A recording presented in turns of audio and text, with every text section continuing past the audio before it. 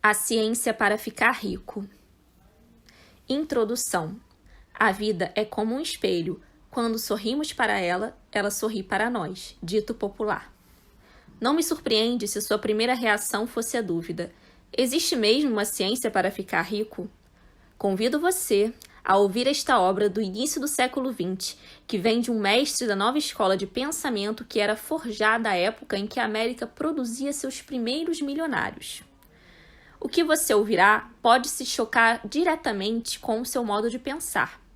Mantenha a mente aberta e ouça até o final. Este audiolivro pode mudar sua vida e com certeza vai abrir seus olhos para uma realidade muito maior e mais promissora. Preste muita atenção à mensagem que o audiolivro passa.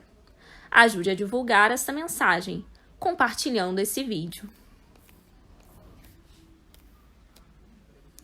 Prefácio do autor. Este livro é pragmático, não filosófico. Um manual prático, não um tratado teórico. Ele é feito para homens e mulheres cuja necessidade mais urgente é o dinheiro. É para quem quer ficar rico primeiro e filosofar depois. Ele é feito para aqueles que querem resultados e desejam que conclusões científicas formem a base de suas ações, sem ter que passar por todos os processos em que aquelas conclusões foram feitas. Espera-se que o leitor aceite os preceitos fundamentais pela fé, como ele toma os preceitos relativos à lei da eletricidade se fossem promulgados por Marconi ou Edison. E tendo esses preceitos com fé, possa provar sua veracidade sem medo ou hesitação. Cada homem ou mulher que o fizer certamente ficará rico, pois a ciência aplicada aqui é exata e falhar é impossível. Para escrever este livro, eu sacrifiquei todas as outras considerações em nome da concisão e da simplicidade de estilo, para que todos pudessem entendê-lo. O plano de ação exposto aqui foi retirado de conclusões filosóficas, foi totalmente testado e carrega a certeza do experimento prático. Funciona. O direito de ser rico. O que quer que se diga em louvor da pobreza, o fato é que não é possível viver uma vida realmente próspera e de sucesso quando não se é rico. Ninguém consegue chegar ao mais alto patamar do talento ou do desenvolvimento espiritual sem ter dinheiro suficiente. Para despertar espiritualmente e desenvolver o talento, deve-se ter muitas coisas, e não se pode tê-las sem dinheiro para comprá-las. Uma pessoa desenvolve-se mental, espiritual e fisicamente usando coisas materiais, e a sociedade é organizada nesse sentido, para que tenhamos dinheiro e posses. Portanto, a base de toda evolução deve ser a ciência para ficar rico. O objetivo de toda a vida é a evolução, e tudo que vive tem um direito inalienável a toda evolução que é capaz de ter. O direito pessoal à vida é o direito de ter livre e irrestritamente o uso de todas as coisas materiais necessárias a seu total desenvolvimento mental, espiritual e físico, ou seja, o direito de ser rico. Neste livro, eu não falarei de riqueza no modo figurativo, pois ser realmente rico significa não ficar satisfeito ou contentar-se com pouco. Ninguém deve ficar satisfeito com pouco se for capaz de usar e de apreciar mais. A finalidade da natureza é a prosperidade e o desabrochar da vida, e todos devem ter tudo o que pode contribuir para o poder, a elegância, a beleza e a riqueza da vida. Ficar satisfeito com pouco é pecaminoso. A pessoa que possui tudo o que quer para ter a vida que é capaz de viver é rica, e ninguém que não possa ter abundância de dinheiro pode ter tudo o que quer. A vida progrediu e avançou tanto e tornou-se tão complexa que mesmo o homem ou a mulher mais simples requerem uma grande quantidade de riqueza, a fim de viver num modo que ao menos os aproxime da plenitude. Toda pessoa quer, naturalmente, ser tudo o que é capaz de se tornar. Este desejo realiza possibilidades inatas, é inerente à natureza humana. Nós não podemos evitar querer ser tudo o que nós podemos ser. O sucesso na vida está em ser o que você quer ser. Você pode transformar-se no que você quer somente empregando coisas. O que você pode ter livremente quando você se torna rico, bastante para comprá-las. Compreender a ciência para ficar rico é, consequentemente, o mais essencial de todos os conhecimentos. Não há nada de errado em querer ficar rico. O desejo da riqueza é, na verdade, o desejo por uma vida mais produtiva, mais próspera e mais abundante. E esse desejo é louvável. A pessoa que não deseja viver com mais abundância é anormal, assim como uma pessoa que não deseja ter o dinheiro bastante para comprar tudo o que quer também o é. Existem 3 motivos para os quais nós vivemos. Nós vivemos para o corpo, vivemos para a mente e vivemos para a alma. Nenhum deles é melhor ou mais sagrado do que o outro. Todos são igualmente desejáveis, e nenhum dos 3, corpo, mente ou alma, pode viver inteiramente se qualquer uma das outras partes for suprimida da vida e da plena expressão. Não é certo ou nobre viver somente para a alma e negar a mente ou o corpo, e é errado também viver para o intelecto e negar o corpo ou a alma. Nós todos estamos familiarizados com as indesejáveis consequências de viver para o corpo e negar a mente e a alma. E nós vemos que viver realmente significa a plena expressão de tudo que uma pessoa pode levar adiante através do corpo, da mente e da alma. Seja o que for que possamos dizer, ninguém pode ser realmente feliz ou satisfazer-se, a menos que seu corpo esteja vivendo plenamente em cada uma de suas funções, e o mesmo vale para sua mente e sua alma. Onde quer que exista uma possibilidade suprimida ou uma ação não executada, existe um desejo insatisfeito. O desejo é a capacidade à procura de expressão e a ação à procura de desempenho. Uma pessoa não pode viver plenamente no corpo sem um bom alimento, roupa confortável e abrigo aconchegante, e sem a liberdade consequente da labuta excessiva. O descanso e o lazer são também necessários à sua vida física. Ninguém pode viver a plenitude mental sem os livros e a hora de estudá-los, sem oportunidade para as viagens e as observações ou sem companheirismo intelectual. Para viver a plenitude mental, uma pessoa deve ter lazer intelectual e deve cercar-se com todos os objetos da arte e da beleza que é capaz de usar e de apreciar. Para viver plenamente na alma, uma pessoa deve ter um amor, e a expressão plena do amor é negada pela pobreza. A maior felicidade de uma pessoa é encontrada na concessão de benefícios àqueles que ama. O amor encontra sua expressão mais natural e mais espontânea no gesto da doação. O indivíduo que não tem nada para doar não pode assumir seu lugar como um esposo, um pai, um cidadão ou como ser humano. É no uso das coisas materiais que uma pessoa encontra uma vida plena para seu corpo e desenvolvimento para sua mente e alma. É perfeitamente normal que você deseje ser rico, ter vida plena para seu corpo, desenvolver sua mente e sua alma. Consequentemente, é de importância suprema para o indivíduo ser rico. É perfeitamente certo que você deseje ser rico. Se você for um homem ou uma mulher normal, você não pode evitar. É perfeitamente certo que você queira dar a maior e melhor atenção à ciência para ficar rico, porque é o mais nobre e o mais necessário de todos os estudos. Se você negligenciar esse estudo, você está negligenciando seu dever para consigo mesmo, Deus e a humanidade. Porque você não pode legar à humanidade ou a Deus serviço maior do que dar tudo de si mesmo. Existe uma ciência para ficar rico. Existe uma ciência para ficar rico, e é uma ciência exata, como a álgebra ou a aritmética.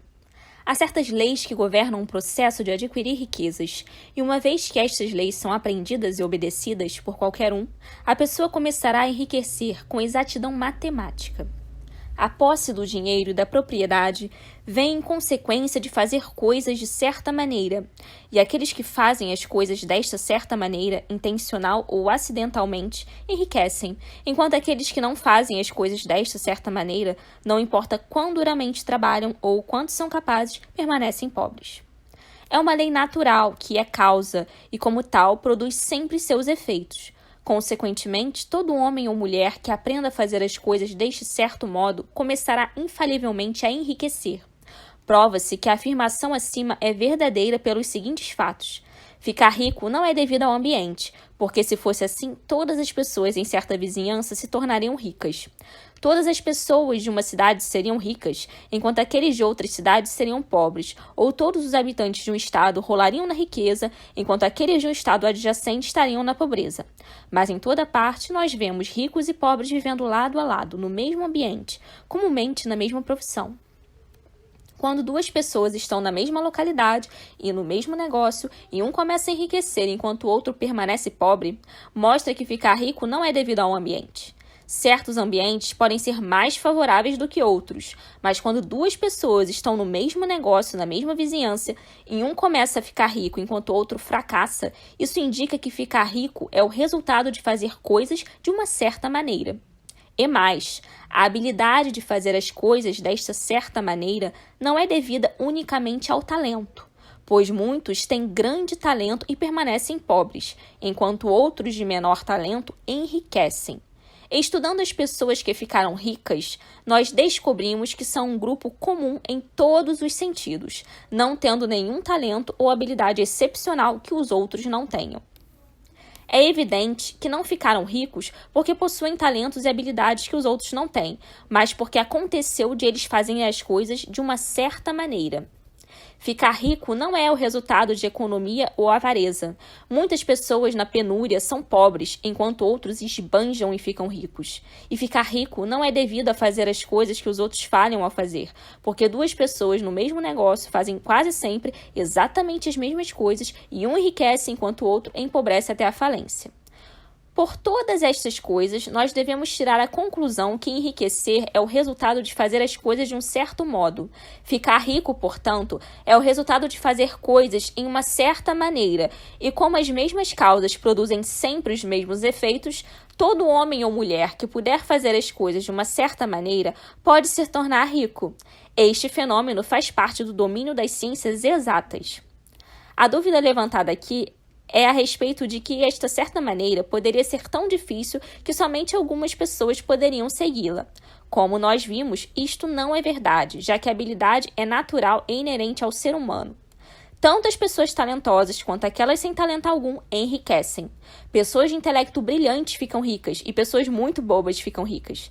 Pessoas fisicamente fortes ficam ricas e os fracos e doentes ficam ricos.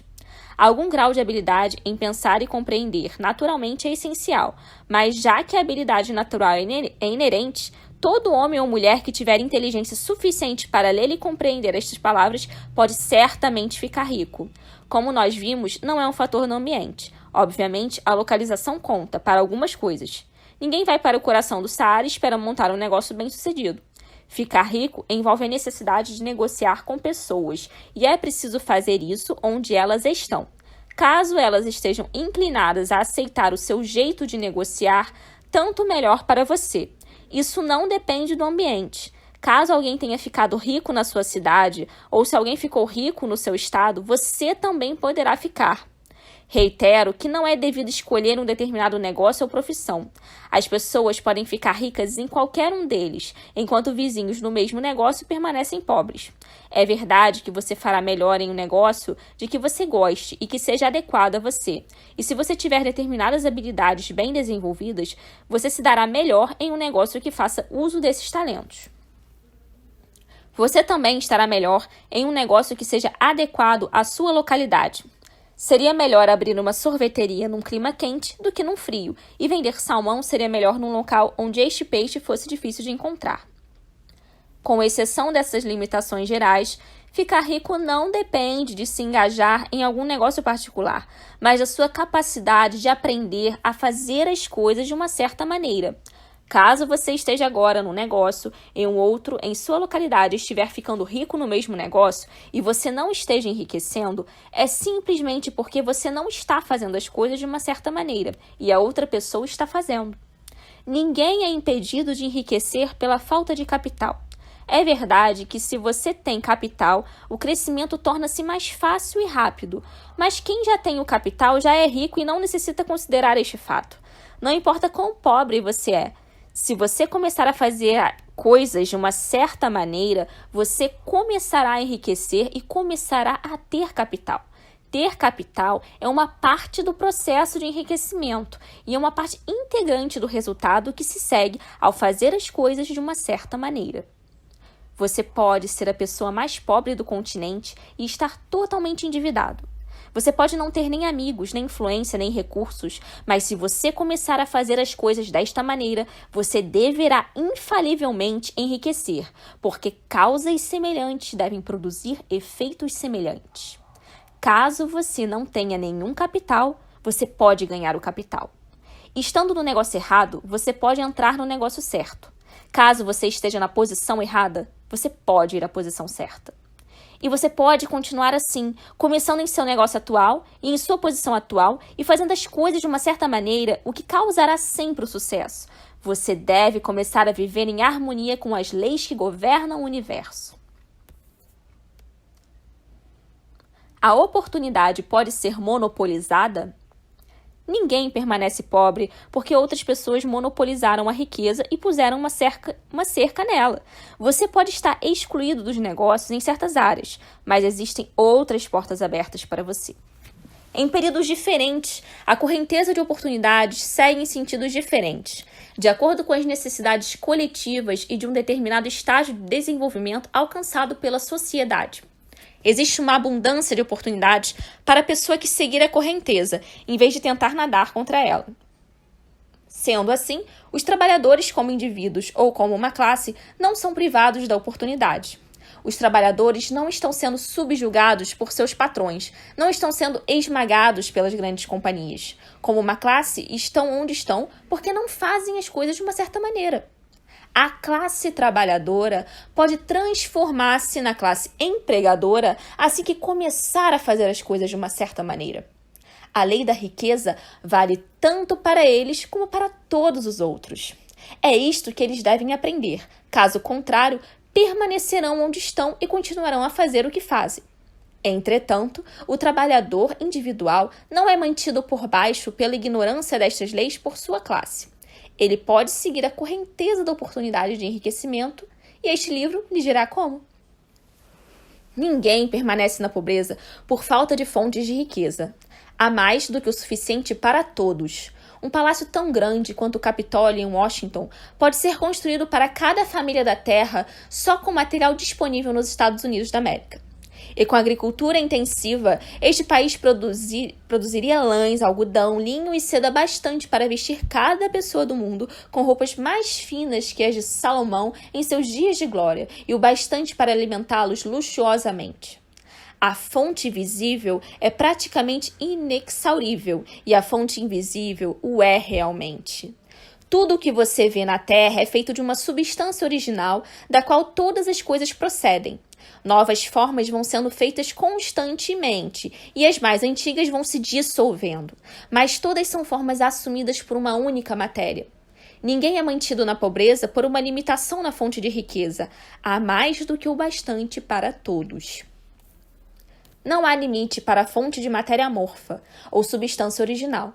O universo foi feito dela, mas nem toda foi usada nisso. Os espaços dentro, através e entre as formas do universo visível são permeados e preenchidos com a substância original, com a matéria amorfa, com a matéria primordial de todas as coisas. Pode ainda ser feito 10.000 vezes o que já foi feito, e ainda assim não se esgotará a fonte de matéria primordial do universo. Ninguém é, portanto, pobre porque a natureza é pobre ou porque não há o bastante a circundá-lo. A natureza é um celeiro inexaurível de riquezas. O suprimento nunca seca.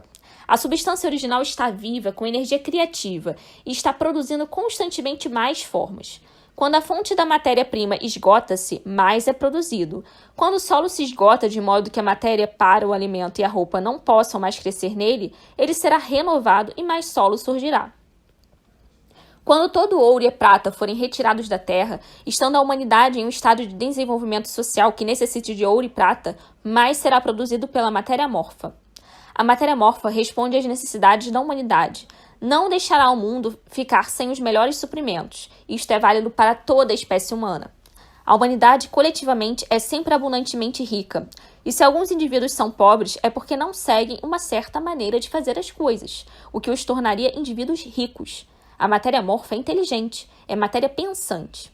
Está viva e é impelida sempre para mais vida.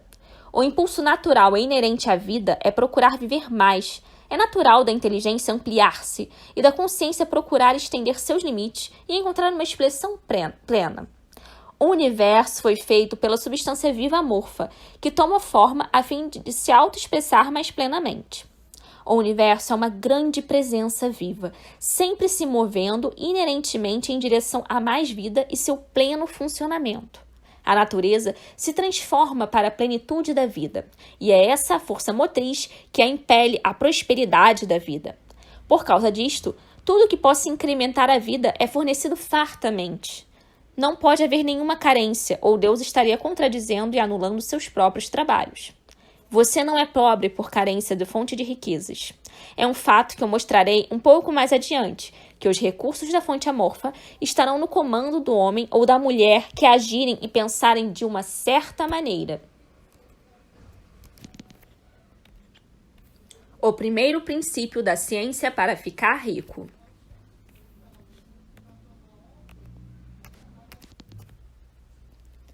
O pensamento é a única força que pode produzir riquezas tangíveis, originárias da substância amorfa. A matéria de que todas as coisas são feitas é uma substância que pensa, e pensando nas formas, esta substância as produz. A substância original move-se de acordo com seus pensamentos. Cada uma das formas que se processa na natureza é a expressão visível de um pensamento da substância original. Quando a matéria amorfa pensa em uma forma, ela se cria. Quando pensa em uma ação, ela se faz. Foi deste modo que todas as coisas foram criadas. Nós vivemos em um mundo de pensamento, que é parte de um universo de pensamento. O pensamento de um universo mutante ampliado pela substância amorfa, a matéria pensante, que se move de acordo com esse pensamento, toma a forma de sistemas planetários e mantém essas formas. A substância pensante toma as formas de seu pensamento e move-se de acordo com o pensamento. Tendo a ideia de um sistema circular de sóis e mundos, toma as formas destes corpos e muda enquanto pensa. Pensando na forma de uma árvore de crescimento lento, como o carvalho, muda de acordo e produz a árvore, embora possa levar séculos para fazer o trabalho. Ao criar, a substância amorfa parece mudar de acordo com os parâmetros de mutação que estabelece, ou seja, pensar em um carvalho não causa a formação instantânea de uma árvore completa, mas põe as forças que produzirão a árvore em movimento, seguindo os critérios naturais estabelecidos para o seu crescimento. Cada forma pensada dentro da substância pensante causa a criação da forma, mas sempre, ou ao menos frequentemente, ao longo dos parâmetros do crescimento e da ação naturais pré-estabelecidos. O pensamento de construir uma casa, sendo impresso na substância amorfa, não pode causar a formação instantânea da casa, mas causaria um movimento de energias criativas que já trabalham no comércio, que seriam canalizadas a esse respeito e resultariam na rápida edificação da casa. E se não houvesse nenhum canal através do qual a energia criativa pudesse trabalhar, seria dada forma à casa diretamente da substância primordial, sem esperar os lentos processos do mundo orgânico e inorgânico. Nenhum pensamento de forma pode ser impresso na substância original sem causar a criação dessa forma. Uma pessoa é um centro pensante e pode originar pensamentos. Todas as formas que uma pessoa faz com suas mãos devem antes existir em seu pensamento. Não se pode dar forma a uma coisa até que se pense nessa coisa. Foi sempre assim. A humanidade concentrou totalmente seus esforços no trabalho de suas mãos, aplicando o trabalho manual ao mundo das formas e procurando mudar ou modificar aquelas já existentes. A humanidade nunca imaginou que poderia tentar causar a criação de formas novas imprimindo um pensamento na substância amorfa. Quando uma pessoa tem um pensamento criativo, recolhe matéria das formas da natureza e faz uma imagem da forma que está em sua mente. As pessoas, no entanto, fazem pouco ou nenhum esforço para cooperar com a inteligência amorfa, para trabalhar com o Pai. Os indivíduos nem sonham que podem fazer o que vem o Pai fazer. O indivíduo molda e modifica formas existentes pelo trabalho manual, e não se atém à pergunta de que se poderiam produzir coisas de substância amorfa, comunicando seus pensamentos a ela. Nós propomos provar que se pode fazer isso, provar que qualquer homem ou mulher pode fazer isso, e mostrar como. Em nossa primeira etapa, apresentamos 3 proposições fundamentais. Primeiro, nós afirmamos que existe matéria ou substância amorfa original, da qual todas as coisas são feitas. Todos os elementos visíveis são representações diferentes de um mesmo elemento. Todas as formas encontradas na natureza orgânica e inorgânica são formas diferentes feitas da mesma matéria. E esta matéria pensa na matéria. Um pensamento impresso nela produz a forma deste pensamento. Na substância pensante, o pensamento produz forma. O ser humano é um centro pensante, capaz para o pensamento criativo. Uma pessoa podendo comunicar seu pensamento à substância original pode causar a criação ou a formação da coisa em que está pensando. Resumindo, existe uma substância pensante, da qual todas as coisas são feitas e que, em seu estado original, permeia, penetra e preenche os interespaços do universo. Um pensamento nesta substância produz a coisa que é imaginada pelo pensamento. Uma pessoa pode dar forma às coisas com seu pensamento, e imprimindo este pensamento na substância amorfa, pode criar a coisa que pensou. Pode-se pedir que eu prove essas afirmações e, sem entrar em detalhes, respondo que eu posso fazer isso, pela lógica e pela experiência. Racionalizando sobre os fenômenos da forma e do pensamento, eu cheguei a uma substância original pensante, e raciocinando a partir dessa substância pensante, cheguei ao poder das pessoas de causar a formação das coisas que pensa. E pela experiência, eu encontrei o raciocínio verdadeiro. Esta é minha prova mais forte. No caso de uma pessoa que lê este livro enriquecer fazendo o que ele lhe diz para fazer, esta é uma evidência que sustenta minha afirmação. Mas se cada uma das pessoas que faz o que este livro diz para fazer enriquecer, é uma prova positiva. Até que alguém passe pelo processo e fale. A teoria é verdadeira até que o processo fale, e este processo não falhará. Todos que fizerem exatamente o que este livro lhes diz para fazer, ficarão ricos. Eu disse que as pessoas enriquecem fazendo as coisas numa certa maneira. E, a fim de fazer isso, as pessoas devem se tornar capazes de pensar de certa maneira. O modo de uma pessoa fazer as coisas é o resultado direto na maneira como ela pensa sobre as coisas. Para fazer as coisas do modo que você as quer fazer, você terá que adquirir a habilidade de pensar do modo que você quer pensar. Esta é a primeira etapa para enriquecer.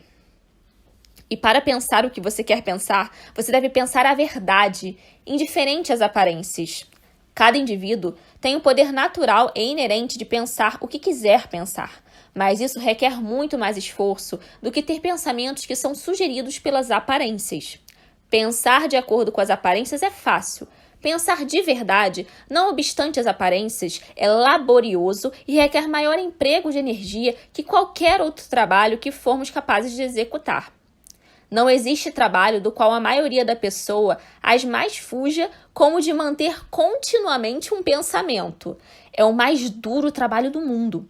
Isto é especialmente correto quando a verdade é contrária às aparências. Cada aparência no mundo visível tende a produzir uma forma correspondente na mente de quem a observa. Isto só pode ser evitado mantendo o pensamento na verdade. Ver as aparências da pobreza produzirá formas correspondentes em sua própria mente, a menos que você se prenda à verdade de que não existe pobreza. Há somente abundância. Pensar na saúde quando cercado pelas aparências da doença, ou pensar na riqueza quando em meio às aparências da pobreza, requer poder, mas quem quer que adquira este poder torna-se uma mente mestra. Esta pessoa pode vencer o destino e pode ter o que quiser.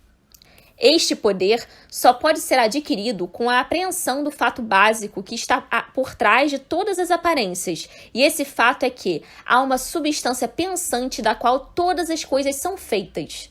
Então, nós devemos manter a verdade de que cada pensamento dentro desta substância se torna uma forma e que uma pessoa pode, assim que imprimir seus pensamentos nela, fazer com que tome uma forma e se transforme em coisas visíveis. Quando nós nos convencemos disto, perdemos todo o medo e a dúvida, porque nós vamos saber que poderemos criar o que nós queremos criar. Nós poderemos ter o que queremos ter e poderemos nos tornar o que nós queremos ser. O primeiro passo para ficar rico é que você deve acreditar nas 3 indicações fundamentais dadas previamente neste capítulo. E a fim de enfatizá-las, eu as repetirei. Existe uma matéria pensante da qual todas as coisas são feitas e que, em seu estado original, permeia, penetra e preenche os interespaços do universo. Um pensamento impresso nesta substância produz a coisa que é imaginada pelo pensamento. Uma pessoa pode dar forma às coisas em seu pensamento, e imprimindo este pensamento nesta substância amorfa, pode causar a criação do que pensa. Você deve colocar de lado todos os outros conceitos universais e deve insistir neste, até que esteja fixado em sua mente e se transforme em seu pensamento habitual. Leia estas indicações outra vez, leia repetidamente. Fixe cada palavra em sua mente e medite nelas até que você acredite firmemente no que dizem. Surgindo uma incerteza, deixe-a de lado. Não escute argumentos contra esta ideia. Não vá a igrejas ou locais onde conceitos contrários sejam ensinados ou cultuados. Não leia revistas ou livros que ensinam uma ideia diferente. Misturar suas ideias com crenças e fé fará com que todos os seus esforços sejam em vão. Não se pergunte por que estas coisas são verdadeiras, nem especule como estas coisas podem ser verdadeiras. Simplesmente aceite-as como verdade. A ciência para ficar rico está na absoluta aceitação disto. Progredindo na vida. Você deve se livrar até do último vestígio da velha ideia de que há uma divindade cujo desejo é que você permaneça pobre ou cujos propósitos só podem ser realizados mantendo a pobreza. A substância inteligente que é e está em tudo, que vive em tudo e vive em você, é uma substância viva consciente. Sendo uma substância que vive conscientemente, deve ter a natureza e o desejo inerentes de cada inteligência viva de progredir na vida. Cada coisa viva deve continuamente procurar a ampliação de sua vida, porque a vida, no mero ato de viver, deve multiplicar-se. Uma semente, deixada cair na terra, ativa-se, e no ato da vida produz centenas de sementes mais. A vida pela vida está sempre se multiplicando. Ela tem de fazer isso para continuar a ser vida. A inteligência está sob esta mesma necessidade de progresso contínuo. Para cada pensamento que temos, faz-se necessário pensar um outro. A consciência está se expandindo continuamente. Cada fato que aprendemos nos leva à aprendizagem de um outro fato. O conhecimento aumenta continuamente. Cada talento que nós cultivamos traz à mente o desejo de cultivar um outro talento. Nós estamos sujeitos aos impulsos da vida, em busca de expressão, que nos leva sempre para o saber mais, o fazer mais, o ser mais. A fim de saber, fazer e ser mais, devemos ter mais. Nós devemos ter as coisas porque nós só aprendemos, fazemos e nos tornamos usando as coisas. Nós devemos enriquecer para que possamos viver mais. O desejo de riqueza é simplesmente a capacidade de uma vida buscar realizar-se plenamente.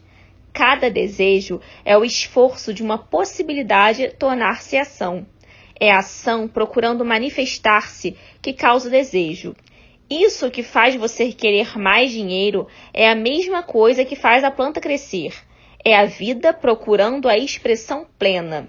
A substância viva está sujeita a esta lei, inerente a toda a vida, permeada com o desejo de viver mais, e é por isso que tem a necessidade de criar coisas.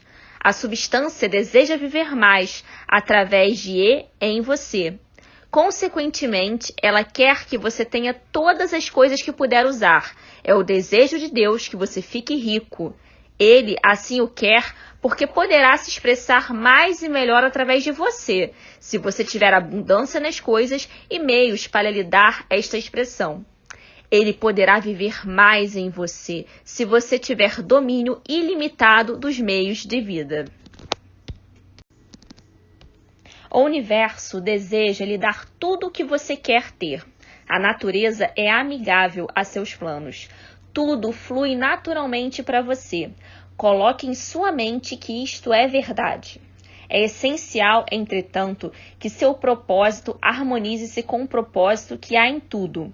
Você deve querer a vida real, não o mero prazer ou a satisfação dos sentidos. A vida é o desempenho de ações, e o indivíduo só vive realmente quando executa cada ação, física, mental e espiritual, de que é capaz, sem excessos. Você não quer ficar rico para viver sordidamente, para satisfazer os instintos animais. Isto não é vida. Mas o desempenho de cada função física é uma parte da vida. Ninguém pode viver plenamente negando os impulsos do corpo, um impulso normal e saudável. E você não quer ficar rico unicamente para apreciar prazeres intelectuais, adquirir conhecimento ou cultivar a ambição e ofuscar a outros ao se tornar mais famoso. Todas estas coisas são uma parte integrante da vida, mas a pessoa que vive somente para os prazeres do intelecto terá uma vida parcial e ficará insatisfeita com sua sorte. Você não quer ficar rico unicamente para o bem dos outros, sacrificar-se para a salvação da humanidade, para experimentar as alegrias da filantropia e do sacrifício. As alegrias da alma são somente uma parte da vida e não são melhores ou mais nobres do que qualquer outra de suas partes. Você quer ficar rico a fim de que possa comer, beber, alegrar-se quando for hora de fazer estas coisas, a fim de que você possa se cercar de coisas bonitas, possa ver terras distantes, suprir sua mente e desenvolver seu intelecto, a fim de que você possa amar o outro e fazer coisas boas, e possa fazer sua parte ajudando o mundo a encontrar a verdade. Mas lembre-se que o altruísmo extremo não é melhor e mais nobre do que o egoísmo extremo. Ambos são erros. Livre-se da ideia que Deus quer que você se sacrifique pelos outros e se gratifique com isso. Deus não requer nada desse tipo. O que Deus quer é que você dê o melhor de si, por você mesmo e pelos outros. E você pode ajudar mais os outros fazendo isso do que de outro modo. Você só poderá dar tudo de si ficando rico. Portanto, é certo e louvável que você deva priorizar seu pensamento no trabalho de adquirir esta riqueza.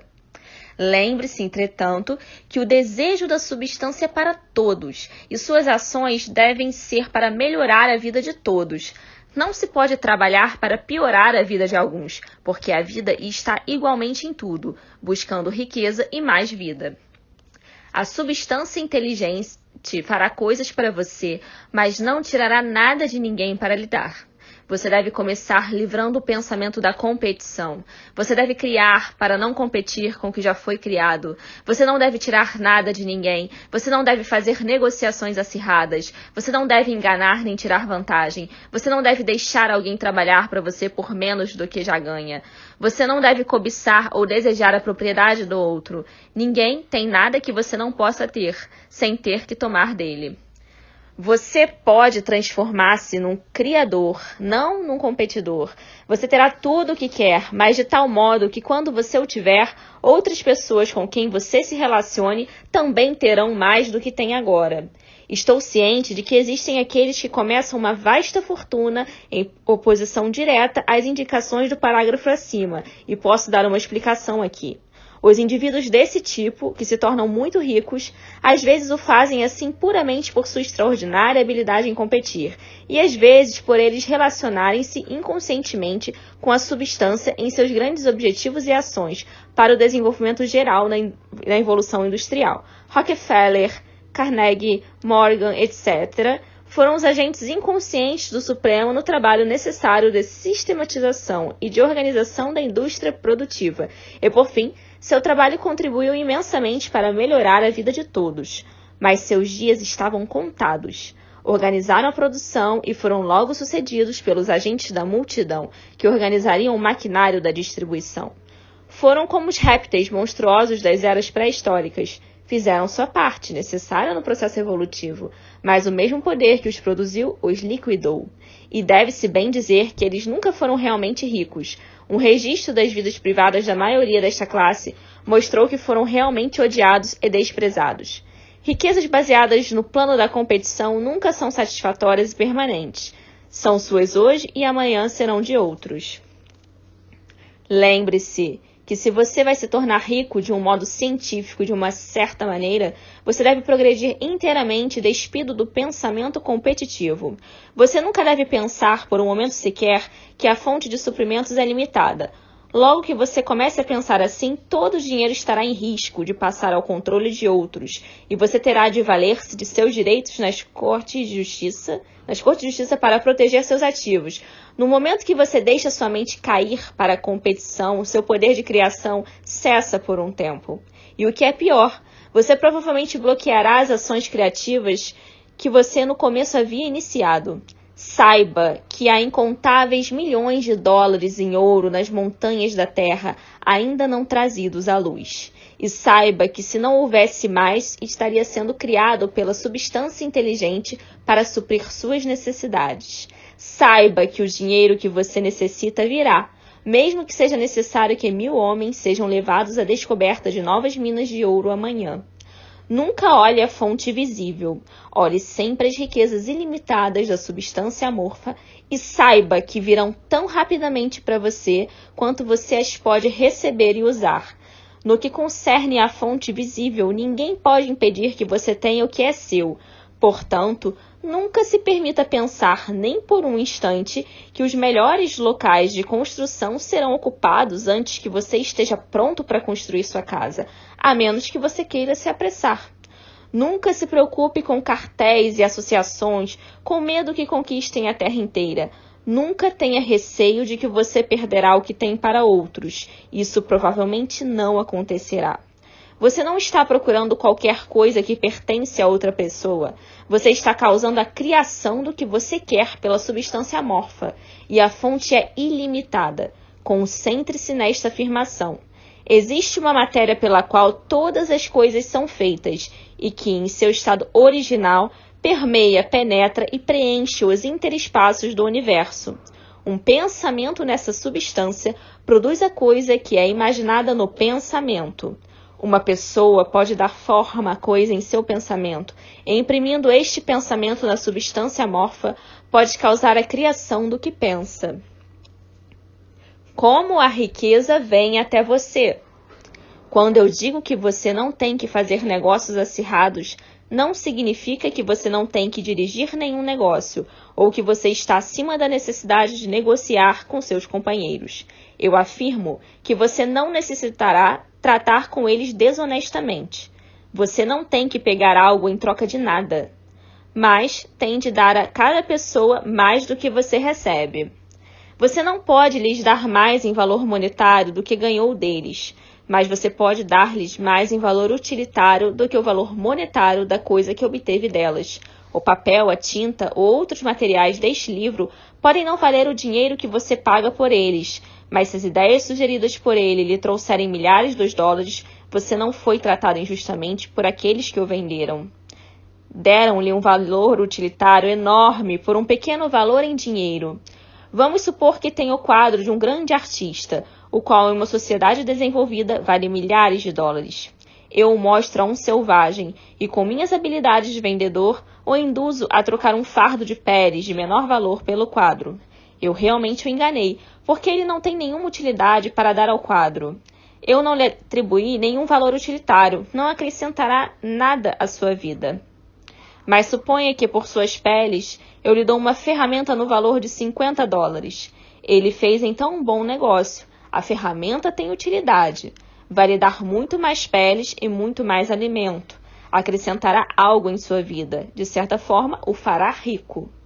Quando você sai do plano competitivo para o plano criativo, você pode sondar suas negociações mais estritamente e se você estiver vendendo qualquer coisa a uma pessoa que não some algo mais à sua vida do que a coisa que ela lhe dá em troca, você terá recursos para parar. Você não tem que enganar ninguém num negócio. E se você estiver em um negócio que precisa enganar as pessoas, saia dele o quanto antes. Dê a todos mais em valor utilitário do que você recebeu deles em valor monetário. Então você estará somando algo à vida no mundo a cada negociação. Caso você tenha pessoas trabalhando para você, você deve obter delas mais valor em dinheiro do que você a paga nos salários. Mas deve organizar seu negócio baseado no princípio da prosperidade, para que cada empregado que deseje segui-lo possa progredir um pouco a cada dia. Você pode fazer para seus empregados o que este livro está fazendo para você. Conduza seus negócios de modo que seja como uma escada, em que cada empregado que se responsabilize possa escalar até atingir a própria riqueza. Dê oportunidade. Se ele não souber aproveitar, culpa não será sua. E, finalmente, não é apenas porque você cria sua riqueza usando a substância amorfa que permeia todo o seu ambiente que ela tomará forma no ar diante de seus olhos. Caso queira uma máquina de costura, por exemplo, não significa dizer que você deve imprimir este pensamento da substância pensante até que a máquina esteja formada sem o uso das mãos, no quarto onde você está ou em outro lugar. Mas se você quiser uma máquina de costura, prenda essa imagem mental dela com a mais positiva certeza que está sendo feita ou está a caminho até você. Depois de dar forma ao pensamento, tenha a mais absoluta e inquestionável fé que a máquina de costura está vindo. Nunca pense ou fale dela como se não fosse certo ela chegar. Reivindique-a já como sua. Ela será trazida até você pelo poder da inteligência suprema, agindo sobre as mentes das pessoas.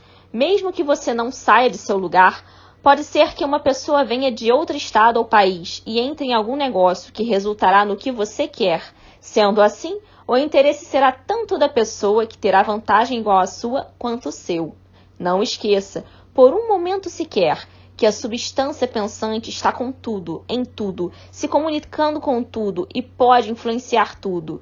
O desejo da substância pensante para uma vida mais próspera, uma vida melhor, causou a criação de todas as máquinas de costura feitas até hoje e pode causar a criação de milhões mais e vai, desde que as pessoas a coloquem em movimento pelo desejo, pela fé e agindo de uma certa maneira.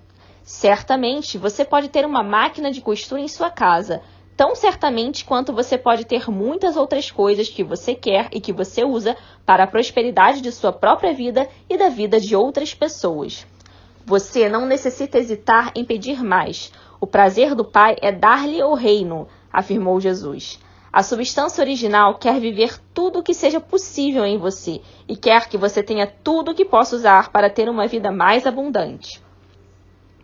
Portanto, se você fixar em sua consciência o fato que o seu desejo de ser rico é o desejo do poder supremo de sua plena expressão, sua fé será invencível. Uma vez eu vi um menininho se sentar ao piano, tentando em vão tirar a harmonia da partitura.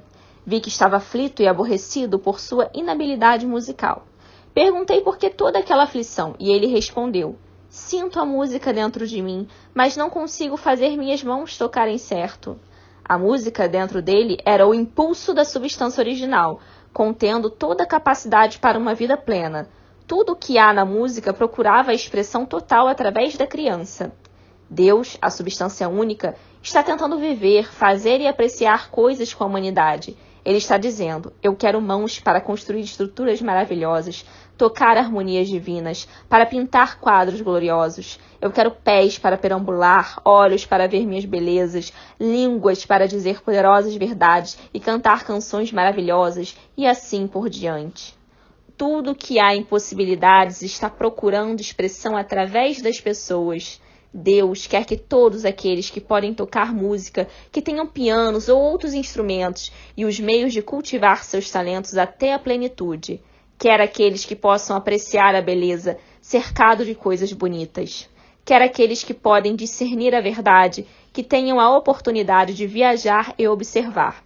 Quer aqueles que podem apreciar as vestes que possam ser bem vestidos e aqueles que podem apreciar o bom alimento que sejam alimentados com luxo. Quer todas estas coisas, porque Ele mesmo as aprecia. São criações suas. Deus quer divertir-se, cantar, apreciar a beleza e proclamar a verdade, usar boas roupas e comer bem. Deus trabalha em você pela vontade e pelo fazer. Assim falou o apóstolo Paulo. O desejo que você sente de enriquecer é o infinito, procurando expressar-se em você, assim como procurou encontrar a expressão no menino do piano. Sendo assim, você não precisa hesitar em pedir mais. Sua parte é concentrar-se e expressar esse desejo a Deus. Pedir mais é uma coisa difícil para a maioria das pessoas. Elas mantêm algo da velha ideia de que a pobreza e o autossacrifício agradam a Deus. Veem a pobreza como parte do plano, uma necessidade da natureza. Eles têm a ideia de que Deus terminou seu trabalho e fez tudo o que podia fazer, e que a maioria das pessoas devem permanecer pobres porque não há o bastante a circundá-las. Prendem-se tanto a este pensamento errôneo que sentem vergonha de pedir para enriquecer. Tendem a querer pouco, apenas o bastante para ficarem razoavelmente confortáveis. Eu lembro o exemplo de um estudante a quem foi dito que devia fixar na mente uma imagem das coisas que desejava, de modo que o pensamento criativo nelas pudesse ser impresso na substância amorfa. Era um homem muito pobre, vivia em uma casa alugada e tinha somente o que ganhou no dia a dia, e não poderia ater-se ao fato que toda a riqueza viria a ele. Assim, após ter pensado no assunto, decidiu que poderia pedir um tapete novo para o assoalho de seu melhor quarto e um fogão de carvão para aquecer a casa durante o inverno. Depois de seguir as instruções dadas neste livro, obteve essas coisas em alguns meses, e então notou que não tinha pedido o bastante. Andou pela casa em que vivia e planejou todas as melhorias que gostaria de fazer. Colocou mentalmente uma sacada aqui e um quarto lá, até completar em sua mente o lar ideal, e então planejou a mobília. Fixando a imagem inteira em sua mente, começou a viver de uma certa maneira e a dirigir-se para o que queria. Ele é dono da casa agora e está reconstruindo o que tinha na sua imagem mental. E agora, com fé maior, irá começar empreendimentos maiores. Ele seguiu de acordo com sua fé, e assim será com você e com todos nós. A gratidão. Os exemplos dados no último capítulo fazem com que o leitor saiba do fato que a primeira etapa para enriquecer é passar a substância amorfa que você quer. É verdade, e você verá, que a fim de fazer isso é necessário que você se relacione com a inteligência amorfa de uma forma harmoniosa. Manter esta relação harmoniosa é algo de importância tão preliminar e vital que eu darei espaço aqui para discuti-la. Eu lhe darei as instruções as quais, caso você as siga, o levarão à unidade perfeita da mente, com o poder supremo ou Deus. O processo inteiro do ajuste e harmonização mentais pode ser resumido em uma palavra: gratidão. Primeiro, você acredita que há uma substância inteligente da qual todas as coisas procedem. Segundo, você acredita que esta substância lhe dá tudo o que você deseja. Terceiro, você relaciona-se a ela por um sentimento da gratidão forte e profundo. Muitas pessoas que vivem corretamente, de uma forma ou de outra, permanecem na pobreza por falta de gratidão. Recebendo um presente de Deus, cortam os fios que os conectam com Ele e não têm o reconhecimento. É fácil compreender que quanto mais próximos nós vivemos da fonte das riquezas, mais riqueza receberemos. E é fácil também compreender que a alma que é sempre grata vive mais próxima de Deus do que aquela que nunca tem reconhecimento e gratidão. Quanto mais gratidão ao Supremo nós tivermos em nossas mentes, ao receber as coisas boas, mais coisas nós receberemos e mais rapidamente virão. E a razão é simplesmente porque a atitude mental da gratidão coloca a mente em estreita proximidade com a fonte de onde vêm essas bênçãos. Caso lhe seja nova a ideia de que a gratidão põe sua mente em total harmonia com as energias criativas do universo, considere-a e você verá que é verdade. As coisas boas que você já tem vieram até você ao longo do caminho da obediência a determinadas leis. A gratidão conduzirá a sua mente ao longo do caminho pelo qual as coisas vêm, e a manterá próxima da harmonia com o pensamento criativo e impedirá que você caia no pensamento competitivo. Só a gratidão pode mantê-lo olhando para a totalidade e impedirá que você caia no erro de pensar na fonte como algo limitado. Fazer isso seria fatal para suas esperanças. Existe a lei da gratidão e é absolutamente necessário que você observe esta lei se você quer ter os resultados que você procura. A lei da gratidão é um princípio natural de ação e reação, sempre iguais e em sentidos opostos. Estender a gratidão de sua mente à inteligência suprema é uma liberação ou um lançamento de força. Não falha em alcançar aquele a que se destina e a reação é um movimento instantâneo de volta para você. Lance-a para o lado de Deus e Ele a lançará para o seu lado. É uma manifestação da verdade psicológica. Se sua gratidão E se sua gratidão for forte e constante, a reação na substância amorfa será forte e constante. O movimento das coisas que você quer serão sempre na sua direção. Observe a atitude grata que Jesus tinha, como parecia dizer sempre: agradeço a ti, Pai, porque me ouviste. Você não pode ter muito poder sem a gratidão, porque é a gratidão que o mantém conectado ao poder. Mas o valor da gratidão não consiste unicamente em dar-lhe mais bênçãos no futuro. Sem gratidão, você não pode ficar por muito tempo longe do descontentamento de pensar sobre as coisas como elas são. No momento que você permite que sua mente incida em descontentamento sobre as coisas como elas são, você começa a perder terreno.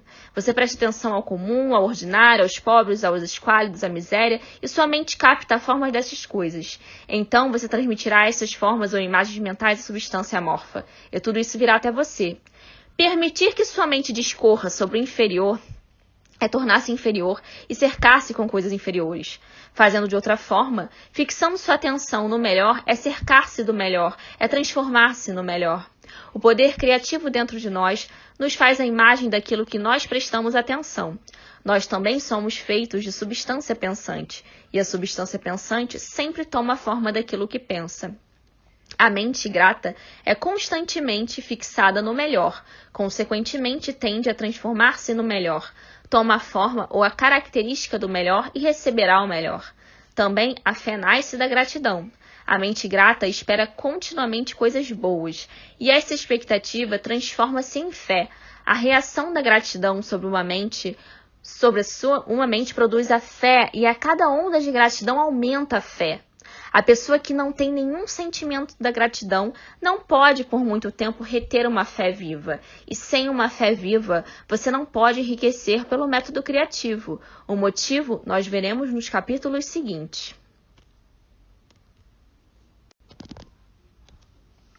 É necessário, então, cultivar o hábito de ser grato para cada coisa boa que vem até você e agradecer continuamente. E porque todas as coisas contribuíram para o seu progresso, você deve incluir todas as coisas em sua gratidão. Não desperdice muito tempo pensando ou falando sobre os defeitos ou erros daqueles que detêm o poder. Foi a forma como eles organizaram o mundo que criou suas oportunidades. Tudo o que você tem vem realmente por causa deles. Não se aborreça com os políticos corruptos. Caso não existissem os políticos, nós viveríamos em anarquia e suas oportunidades seriam extremamente menores. Deus trabalhou pacientemente por um longo tempo para trazer-nos até onde nós estamos, na indústria e no governo, e está seguindo em frente com seu trabalho. Não há dúvida que devemos nos afastar de plutocratas, grandes magnatas, chefes da indústria e políticos assim que puderem ser descartados, mas, neste interim, são todos muito necessários.